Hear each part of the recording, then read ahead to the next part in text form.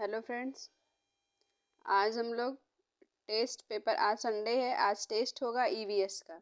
20 question इस video में रखे गए हैं। आपको कमेंट करके बताना है कि कितने 20 में से कितने आपके सही हैं। तो आज टेस्ट 1 है ईवीएस का। चलिए फिर स्टार्ट करते हैं आज का सेशन। टेस्ट 1 सॉल्व करिएगा। आज ईवीएस का है, फिर ऐसे करके हर संडे को कोई ना कोई सब्जेक्ट का टेस्ट रखा जाएगा। फिर आज का स्टार्ट करते हैं पहला क्वेश्चन से। लास्ट में कमेंट में सब लोग ये बताएंगे कि 20 में से कितना सही है। अगर आपका 20 में से सही हो रहा है अच्छा खासा, तो मतलब आप ईवीएस का एनसीईआरटी अच्छे से पढ़ रहे हैं। ठीक है, फिर पहले क्वेश्चन से स्टार्ट करते हैं।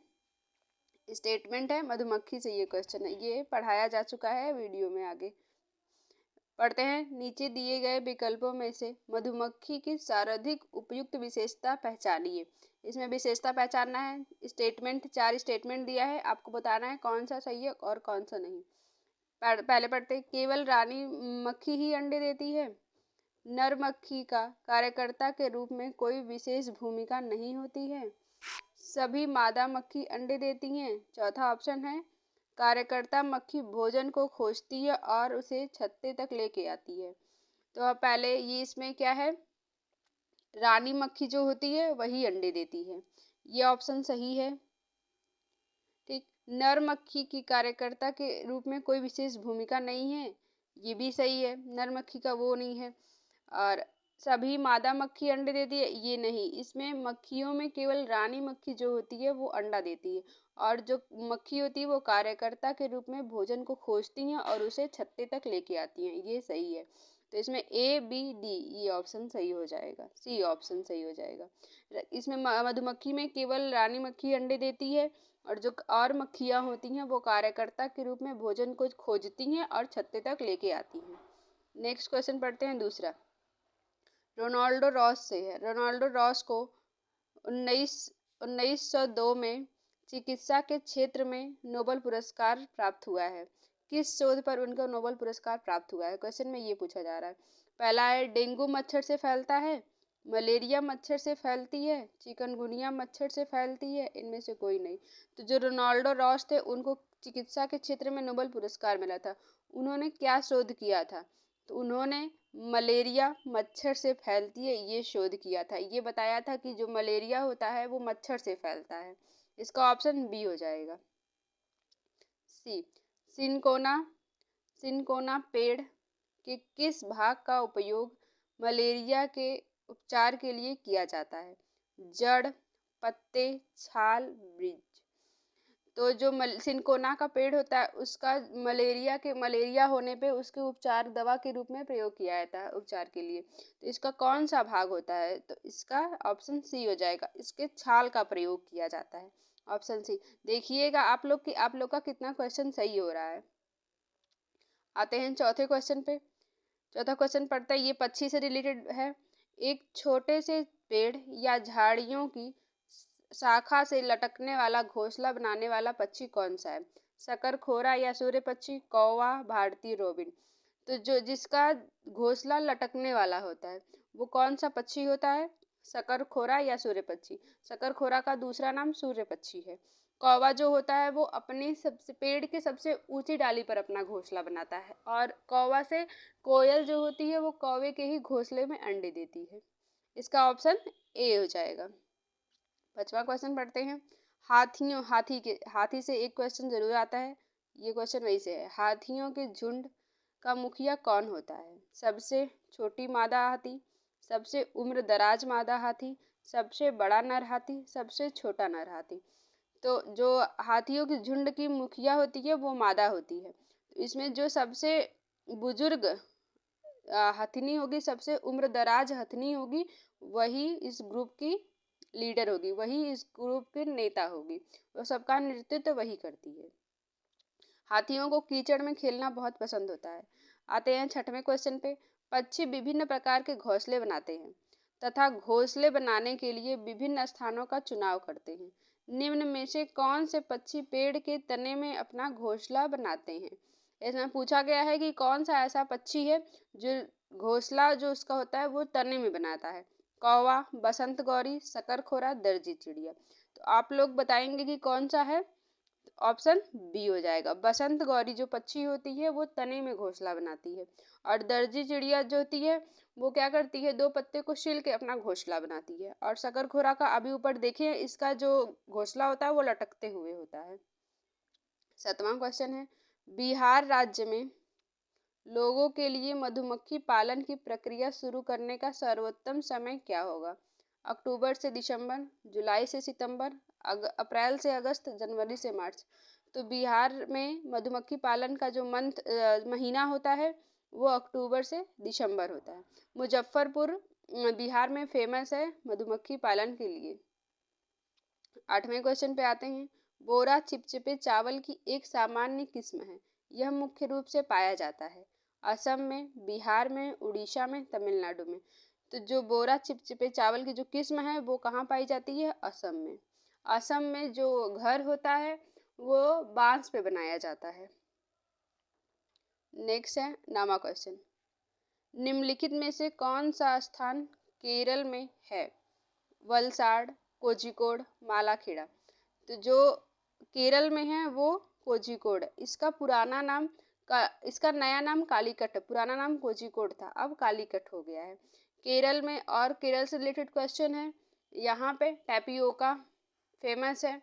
केले के सब्जी बनती है केले से, फूल से।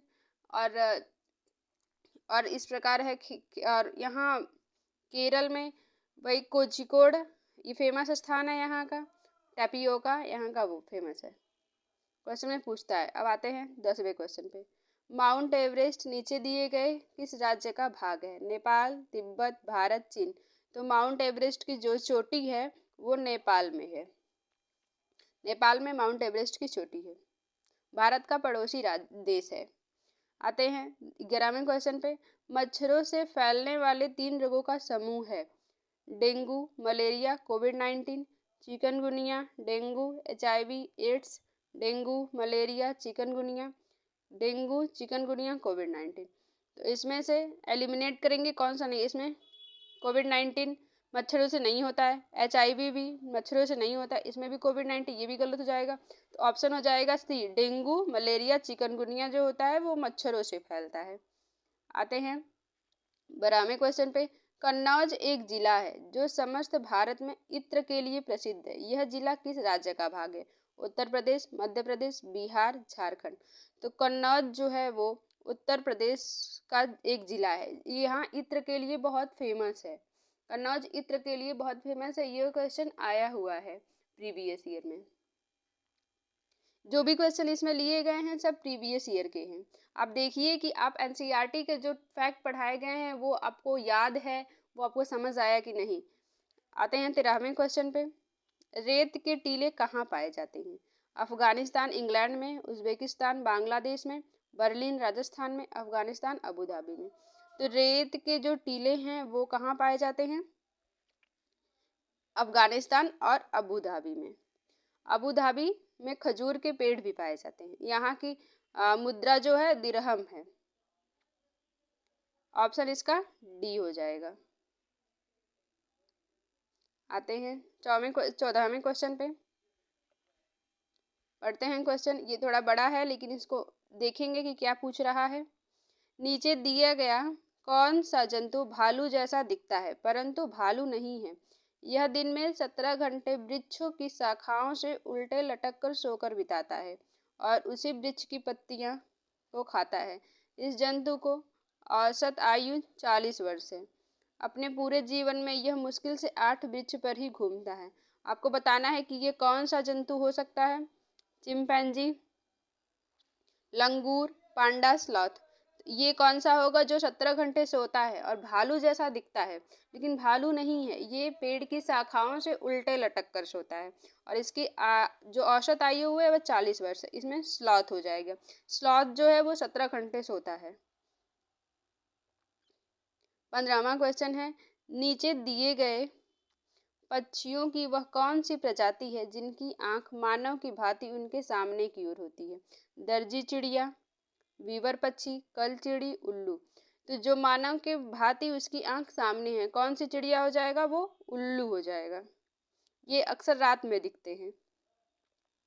10वां क्वेश्चन है, घटपर्डी नेपेंथिस जो कीट और मेढक तक को फंसाकर खा सकता है, हमारे देश के एक पूर्वी राज्य में पाया जाता है। इस राज्य का क्या नाम है? नागालैंड, मेघालय, असम, मिजोरम। तो जो घटपर्डी है वो मेघालय में पाया जाता है, भारत के मेघालय राज्य में पाया जाता है। 17वां क्वेश्चन है, वह जंतु कौन सा है जो अपने कानों को अलग अलग दिशाओं में बहुत अधिक घुमा लेता है, जो बाहर की ध्वनि को इकट्ठा करने में उसकी सहायता करते हैं? ऑप्शन है लंगूर, स्लॉथ, बाघ, कुत्ता। तो जो ऐसा है, ये जो झाड़ियों की सरसराहट की आवाज और शिकारी जो उसको जो शिकार करना रहता है उसको उसकी आवाज में अंतर कर लेता है और उसके कान अपने कान का प्रयोग ध्वनि को इकट्ठा करने के लिए करता है, वो बाघ हो जाएगा। इसका सही ऑप्शन सी हो जाएगा। 18वां क्वेश्चन है, अपनी गर्दन को पीछे तक घुमा सकने वाला पक्षी कौन सा है? उल्लू, कबूतर, मैना, तोता। तो जो अपनी गर्दन को पीछे तक 360 डिग्री तक घुमाता है वो कौन है? उल्लू। उल्लू की जो आंखें होती है वो मनुष्य की तरह सामने की तरफ होती हैं। अपनी गर्दन को झटके से आगे पीछे कर सकने वाला पक्षी कौन सा है? कबूतर, तोता, उल्लू, मैना। तो झटके से जो आगे पीछे करता है वो मैना हो जाएगा। और मैना जो है, ये क्वेश्चन प्रीवियस ईयर में आया है कि कौन सा पक्षी ऐसा है जो झटके से अपने मुंडी को मतलब अपने गर्दन को आगे पीछे कर लेता है, वो मैना हो जाएगा। और उल्लू जो होता है वो 360 डिग्री तक अपने गर्दन को आगे पीछे कर सकता है। 20वां क्वेश्चन है, सांप के जहरीले दांतों को क्या कहा जाता है? कशक, विषदंत, कृदंत, सल्क। तो जो सांप के जो जहरीले दांत होते हैं उनको कहा जाता है विषदंत। भारत में 4 प्रकार के सांप जो जहरीले हैं वो पाए जाते हैं। आज के लिए बस इतना ही। देखते हैं, देखिए आप लोग कमेंट करिएगा कि कितने क्वेश्चन 20 में से आप लोग के सही हुए हैं। अच्छा लगा होगा तो लाइक, शेयर, सब्सक्राइब जरूर कर दीजिएगा। ये टेलीग्राम चैनल है, इसका PDF quiz previous year paper यहाँ सब भेजा जा रहा है, आप लोग ज्वाइन कर सकते हैं। और कमेंट में जरूर आंसर करिएगा कि आप लोग के 20 में से कितने नंबर आए हैं। आज के लिए फिर इतना ही। Thank you.